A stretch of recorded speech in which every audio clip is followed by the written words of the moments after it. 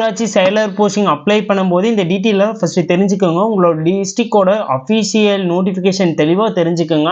Reservation plus category பற்றி எவ்வளோ vacancy full detail தெரிஞ்சு அப்ளை பண்ணுங்கள். உங்களுக்கு உங்களோட டிஸ்ட்ரிக்டோட ஃபுல் டீட்டெயில்ஸ் தேவைப்படுச்சுன்னா ஃபஸ்ட்டு லிங்க்னு சொல்லி கமெண்ட் பாக்ஸில் கமெண்ட் பண்ணுங்கள். லிங்க்னோடனே உங்களோட டிஎம்க்கு வருங்க. அதை கிளிக் பண்ணி உள்ளே போனீங்கன்னா வியூன்னு சொல்லி இருக்குது, விளம்பரத்தை பார்க்கன்னு சொல்லி அதை கிளிக் பண்ணி உள்ளே போனீங்கன்னா உங்களோட டிஸ்ட்ரிக்ட் என்னவோ அந்த டிஸ்ட்ரிக்ட் அப்ரோச் பண்ணிங்கன்னா உங்களோட நோட்டிஃபிகேஷன் வருங்க. அதை கிளிக் பண்ணி டவுன்லோட் பண்ணி உங்கள் டிஸ்ட்ரிக்டில் ரிசர்வேஷன் படி எவ்வளோ வேக்கன்சி ப்ளஸ் கேட்டகரி படி உங்களோட கேட்டகரி படி எவ்வளோ போஸ்டிங் எல்லாம் டீட்டெயிலாக பார்த்து அப்ரோச் பண்ணுங்கள். எங்களோட டிஸ்ட்ரிக்ட் மட்டும் அப்ரோச் பண்ணலாமா இல்லை பக்கத்தில் இருக்கிற டிஸ்ட்ரிக்ட் அப்ரோச் பண்ணலாமான்னு சொல்லி கேட்குறீங்க.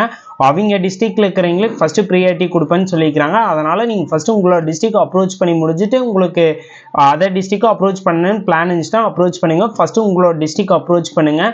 இதை பற்றி டீட்டெயிலாக உங்களுக்கு எனி ப்ராப்ளம் இருந்துச்சுனாலே எங்களுக்கு டிஎம் பண்ணுங்கள். ஃபஸ்ட்டு டீட்டெயில் நோட்டிஃபிகேஷன் பற்றி தெளிவாக பார்த்துட்டு அப்ரோச் பண்ணுங்கள். ப்ளஸ் பேமெண்ட்டை நீங்கள் ஃபுல் பேமெண்ட்டை அப்ரோச் பண்ணி முடிச்சோன்னே வெளியே வாங்க. ஒரு 1 நிமிட்டோட வெயிட் பண்ணுங்கள்.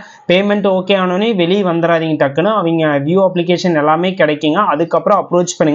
உங்களுக்கு இது ரிலேட்டட் டவுட் இருந்துச்சுன்னா எங்களுக்கு டிஎம் பண்ணுங்கள்.